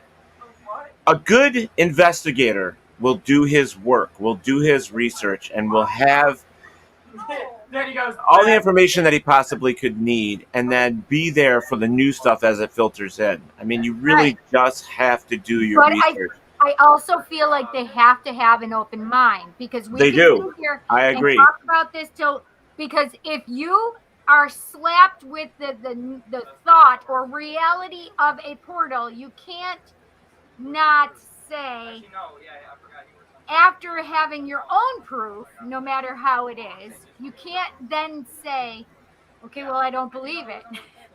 Well, if you've had the experience, but see, I've never had an experience. So for me, I sit on that fence, that line between you two saying, hey, is there a possibility? Yeah, there's a possibility. But do I have my own proof? Did I see it? Did I experience it? No. That's like demons. I've never had an experience with demons. And just to hear on TV and people talking about, oh, it's demon this and demon that, it pushes me more away from the whole subject because I don't care who you are. You could do 50, you could do 1,000, you could do 5, investigations. And I will guarantee you that the amount of people that do these investigations are not going to say every or even 50% of their locations is demon. Correct. It's not going to be that way. No, and if you go into any location thinking that it's haunted or it has a demon in it, you've already made up your mind that it does. Yeah. Whether your proof shows it or not, you already made up your mind it does. Empirical data. That's what Teddy wants. Empirical data. Thank you. You just let's say this, folks. I mean, if you're out there investigating, and we've said this, and this is not against anybody that uses devices of any type, whether it be a K2, what I got? I got a couple devices here too. I use them anyways. I have them because I want to see how they react to the things that I can and cannot prove, or from what is said in the story. Okay. So whether you use them or not, that's on you. You do your experiments with them. That's all I ask. But don't put it out there that it's permanent and real truth, because you can't. The problem is once you have some proof, it's usually an experience. And an experience is not replicable.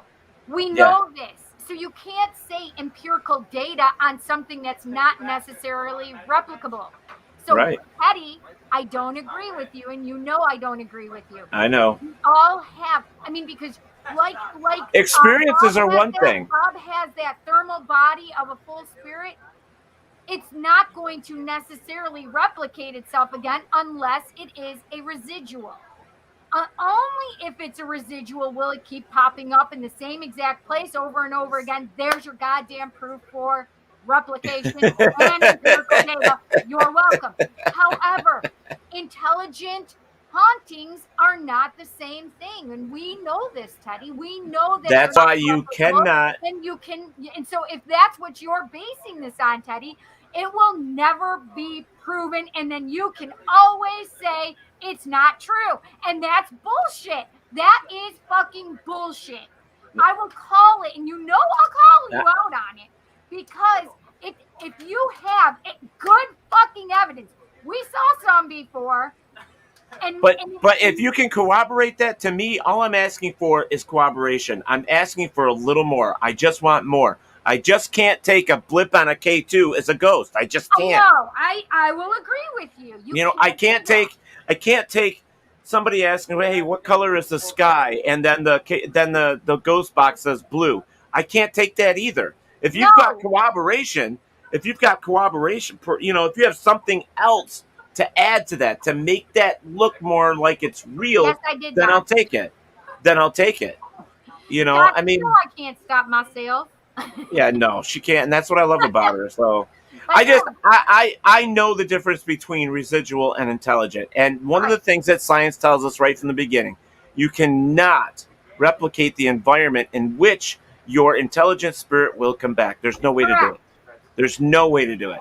Residual, on the other hand, you could put 2 digital cameras in a room for 100 days, and if that happens for those 100 days at a certain time or even at a different time, and you're getting the same thing over and over and over again, then there's more to it.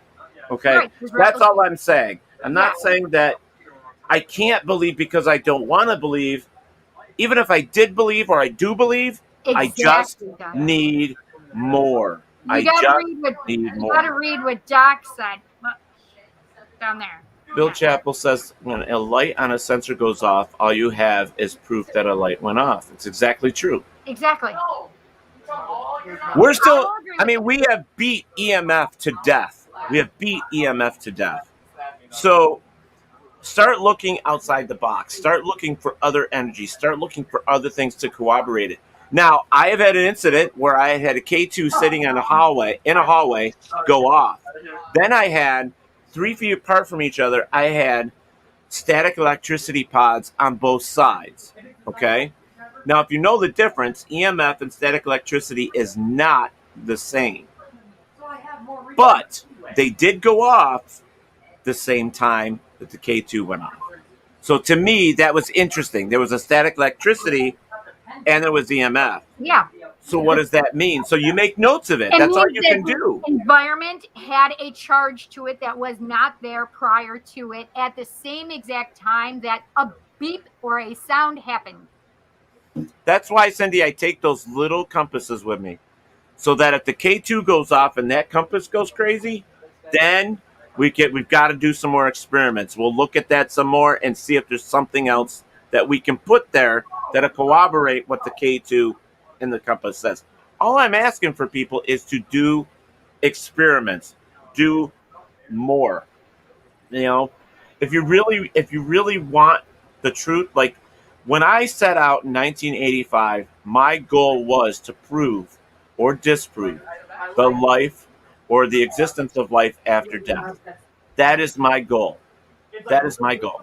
And at this point in my life, I cannot tell you with physical evidence, just physical evidence, not experiences, physical evidence, I cannot prove that. But you also know, Teddy, that I am more of a skeptic when it comes to stuff too. You know that. And that's why I want That's why we work well together. That's why we work well together. Why I want corroboration with somebody who knows what's going on in a location, and then I can walk with them, etc., and we can have a discussion about it. right? Steve Barry, yes, you can do both. You can have digital and you can have traditional video. Yeah. I don't care. I don't care if you just put up a camera that takes a picture every 2 seconds. No matter how long that apparition is within that room or being seen, you've got a 50-50 chance at a camera that's snapping every 2 or 3 seconds of catching that. I mean, it's a chance. I mean, I've had no problem with taking a room and setting up video, whether it be digital or traditional, a camera, and a freaking, the trail cams. Yeah. Stick them all in the same room. Change your lighting. Try your infrared. Mm-hmm. Try your UV light. Do what Try, you're talking about, that cross lighting. yeah, try all different lighting, and see what happens. I mean, wouldn't it be interesting if you had UV on the bottom of the room, infrared in the center of the room, and say night vision at the top? You know what I mean? So you got 3 wavelengths of light going through, like a sideways rainbow going through that room. And then you get something to pass through, and all you see is the green part, or the UV part, or the infrared part. I want to talk about our experience on Friday, though. Go ahead. So I'll tell you my side. So I went through when I got there, I went through the location, which happened to be a funeral home. True, Steve. I went through the and I didn't go with Ted, which is the first time I've never gone through a site with Teddy. It's the first time I've never done that. He usually records me, etc., and he just didn't want to. So I don't like to know anything. Teddy knows that I don't want to know anything. Don't tell me anything, period. So I go through with somebody, and it's usually somebody on the location that knows the location, and Teddy usually is with me. So so I was with Bonnie. We see Bonnie in the what's Bonnie's last name? Swift? Is she? Yep. Okay, Yep. so Bonnie Swift was walking with me, and we're coming after doing the basement. She's an old hippie. We're coming up the stairs, and I was first, and I said, and I had my recorder going, and I said, "Oh, that's interesting." I said, there's a little green dot, a little light that I can't explain. I'm like, "Hey, Bonnie, do you?" And I tried figuring it out where I was right then and there, because I'm not just going to go, "Oh, that's a freaking orb." No. So I literally had this little green light, didn't understand it, and I said, "Hey, Bonnie, do you mind just going up? And I want to try and disprove this Green light. Or prove that I can replicate this." I go down farther. I go up farther. I said, maybe it's my glasses and reflection off my glasses. Maybe it's light from something else. But where this was, there really shouldn't have been light coming in. But I wanted to double check. And, Incorrect, Robert. Incorrect. And there was no lights in that place that would have caused that. We did not have a camera going. We only both had recorders. So handheld recorders, audio. And they were red lights. They weren't green lights. Yes. And they're not gonna show from the distance. It won't show up right in front of me, like as I'm walking up, because it wasn't there, and I'm like, whoa. And the reason I was watching the stairs is because they were steep and tiny. They were these little tiny stairs. So because of the pitch of the stairs, and because of the width of the stairs, I make sure that I'm watching my footing, because I'm goddamn clumsy, people. I just want you to know I am. Me too. It's You're okay. in a china shop. Yes, Cindy in a china shop. Anyway, I couldn't disprove it. Well, then something else happened, and I had another, and we were in pitch dark at this point in the basement with Teddy's nephew, Corbin, with Bonnie to my side. We had our own little group going. I was sitting on the floor of this little tunnel part, hallway part, so to say. That was where they took the bodies in and out of the morgue. Yep. There was only red light, so we could film. You couldn't see in front of anything. And there was only a little, like a motion detector light that would come on every now and then if there were motion. However, it would come on and there's nobody moving. We literally were standing and sitting still. No movement, but that light would come on. And one of the times there was this, so Bonnie was leaning up against the wall, and she had her hand held out like this, like it was kind of close to her.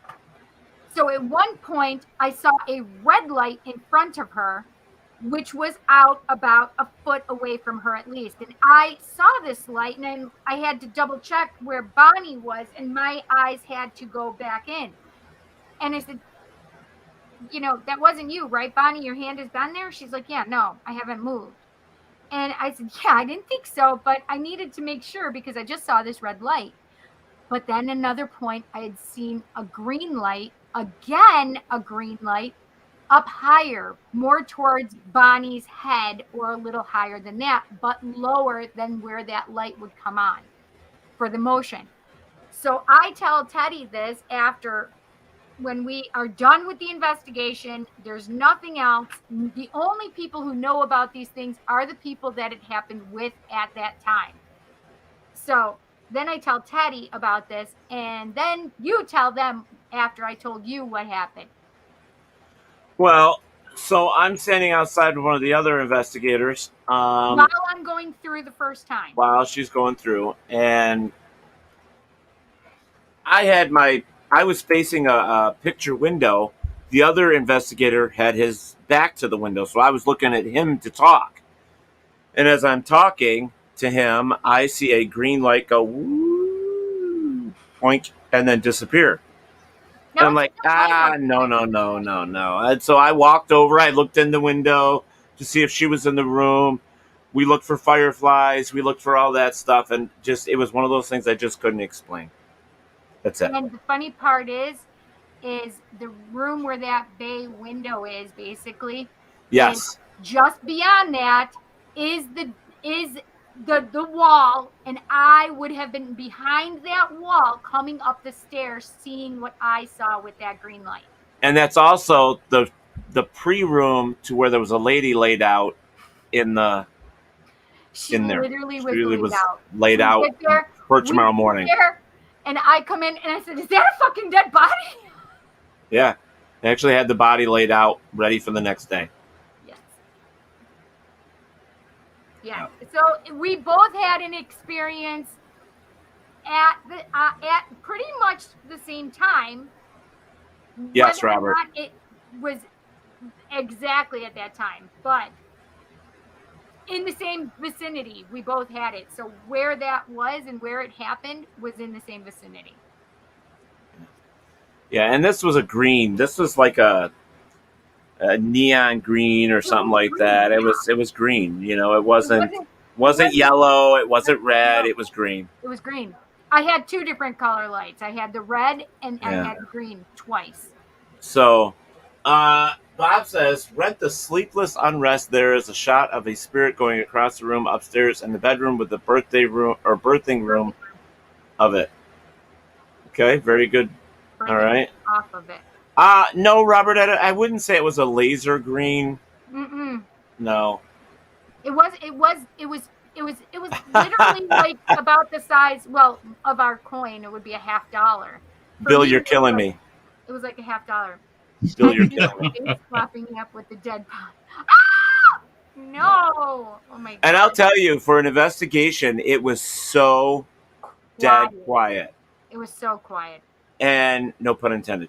But it was also the fact that right. It was so hot, so quiet. It was, every place you went, there was a reflection. I mean, there really was a lot. And so I actually have to start reviewing that stuff pretty soon because I all have it waiting on me to review. But you know, it's, I picked up that I wouldn't have known, that nobody would have told me, were corroborated, were they not, by the guy that used to live there even. Right. The things I saw was a little blonde-haired boy, 2 to 3 years old, running through the upstairs. And that was just the energy left behind from his son. It was just an energy, yeah. because he's still alive. He's just an older adult, but yeah. Exactly, Bill. There is no static in a hot, humid place. You're talking about residual energy. Yeah. It basically was it. So I can pick up energy and I can see it, right? I can see it no matter what time frame. And so a lot of times, I shouldn't say a lot, but a lot, I guess it is a lot. I can't always tell if they're dead or alive. So I can pick up energy of people that are alive. Dead or alive. Because we're all living. Hello, Mike. I can tune into their energy. So if somebody said, okay, Cindy, tell me about just Ted Van Son, and Ted Van Son wasn't with me, and I didn't know Ted Van Son, I would say, okay, let me tune into Ted Van Son's energy, whether they were alive or dead, and I could pick up what I was feeling about that person. Right. Well, I got to tell you, with all the, because I got to make this quick because we're actually got about 3.5 minutes. Yeah.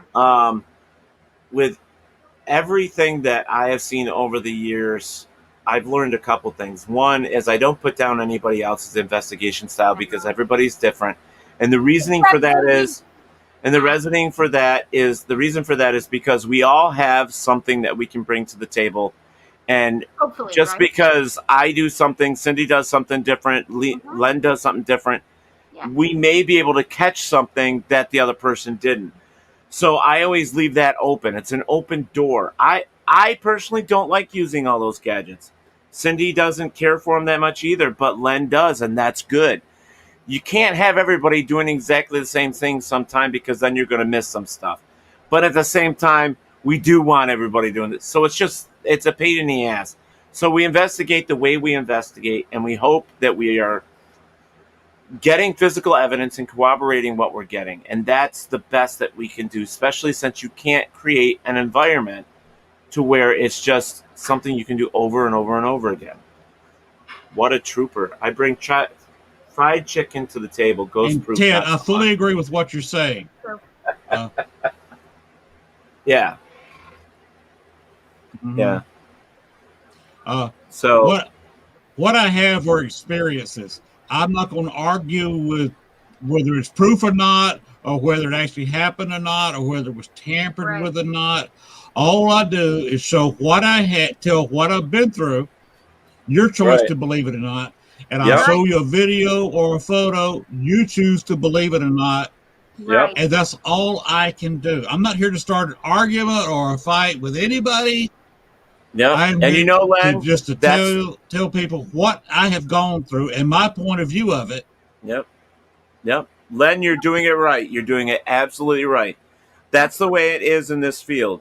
You do your experiments, you do your investigations, and whatever you have left over, you can call proof or whatever. But everybody's going to do something different, and if they don't believe it, that's on them. I mean, you can't. Everybody is so freaking different in the way they think. They're all programmed differently. And that's why the world is screwed up the way it is, too, because nobody wants to move off that edge a little bit and try and, even put themselves in somebody else's shoes. They just don't. They just don't do it. But we definitely have to get out of here in 1 minute. So, Len, I want to say thank you so much for coming here. Len. We really appreciate you coming on the show and hanging out with us. We'll have you back again.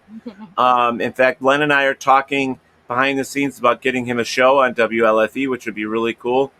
Southern Fried Paranormal, which would be cool. So winner, chicken dinner, says Steve Barry. So Bill says, I've seen an orb take a man's head clean off before. Fight me. Bye. Well, if we're going to fight anybody, I know Cindy. I appreciate y'all having me. Right now. Y'all been. Go ahead, Len. I had a great time. Y'all have been great hosts. Your comments, Steve Barry, Bill Davis, Robert White, Barry Martz, they've all been definitely fun comments, informative comments. Yeah. I welcome comments. I love talking to everybody here. I'm not upset, or I just want to kind of get Ted's goat a little bit, talk about portals and his point of view. Good. Thanks, so Len. I enjoyed it. And Len. good night to everybody. I will see you again. All right. Awesome, guys. Awesome. Steve Berry says good night, Len. Peace, brother. Barry Marsh says good night, Len. So that's cool. Yes, the second question. Bob says, enjoy listening to you, Len, Ted, and Cindy. Thank you so much. As always, we enjoy your show. You guys know we love you so much. Yes, we do. So second question, guys, is, now pay attention. Oh, right, the second question. Second question. What guest off a TV series would not leave the show? What guest off a TV series would not leave the show? Our show? Uh-huh. Kept popping in and popping in and popping in and popping in. Oh, now you know who I'm talking about. So what guest off a TV series would not leave the show? So that's your second question, guys. You got 2 more to go. Next week and the week after. So, and you'll get the third one probably. But we're not doing a show, right? Not on Monday. Monday it'll be from Gettysburg. We'll be doing live feeds from Gettysburg come the weekend, next weekend. So we're not doing one next Monday. Nope, next Monday we're not doing one. But then it'll be that weekend. But when we get back from Gettysburg, we will be doing one. Mm-hmm. But you're going to see live feeds in between there because we will be at Gettysburg. Yes, but when we come back home, we're still doing one on that Monday, the 23rd, I think it is. Yes, Steve Barry. Third question is, how much wood could a woodchuck All I got to say is, but the only comment I got about your Gettysburg thing, happy hunting. Thank you. Bill Davis, I guess Ricardo Montalban. Best of shows next Monday. Ricardo Montalban. That's hysterical. Okay, so Teddy, what do you have going on this week? Right now, I am so busy with work. I even missed Saturday's show for Sofa Guys. I almost missed tonight because I was working late. I didn't get here till Saturday night. Oh my! Yes, you were. We had so much fun. And your T-shirt's still hanging here. I know. I should meet you again. Yep. And so Wednesday, I am going to be back at the store to help them out because he's going on vacation, and then the rest of the week I am at the bowling alley and the bar and the courtyard because Rebecca Bruno's coming Saturday. Yes.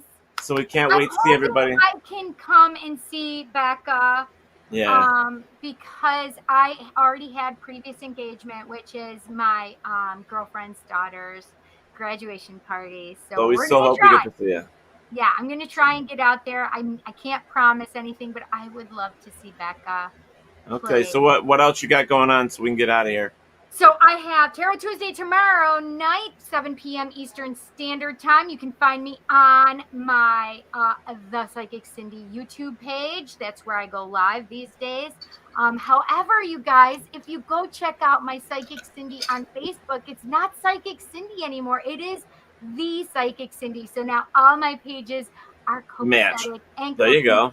It's all The Psychic Cindy now, so it's awesome. So if you go to Facebook, it's at The Psychic Cindy. If you go to YouTube, it's at The Psychic Cindy. If you go to Instagram, it's at The Psychic Cindy. So you guys, please go look at my stuffs and tell me if you like the new look of it all. And Thursday, I don't know what's going on with my Just Cindy podcast. I'm enjoying the time off, to be honest, right now. I do like it, but I'm reinvent it. So we'll be thinking about stuff like that. And then Sunday I have D&D game on Sunday at 3 p.m. Eastern Standard Time with the Bipolar DM, and we are the Bipolar Dragons. So yeah. And don't forget, guys, that's WLFE-DB.com. Yeah, guys, don't forget. Please share us out. Please make sure that you invite your friends. Yeah, invite your friends. We're trying to get our numbers up some more. So that would be great to see everybody. So that would be awesome to get more people here. Len, again, thank you so much for joining us. We really enjoyed having you here. So good to meet you. Yes, definitely. So, Teddy, go ahead. All right. So Nice to you. Yes. So to you, Cindy. Do you know what time it is? I sure do, Teddy. Okay. Wherever there is darkness, there's always the light. Thank you for listening to Paratalk Radio with Ted Wolf and Psychic Cindy. Catch us next Monday for another fantastic guest. Please check out our show as well as others on the WLFE DB Radio Network. And remember, like, follow, and share with everyone. Join us at WLFE-DB.com for upcoming shows and so much more.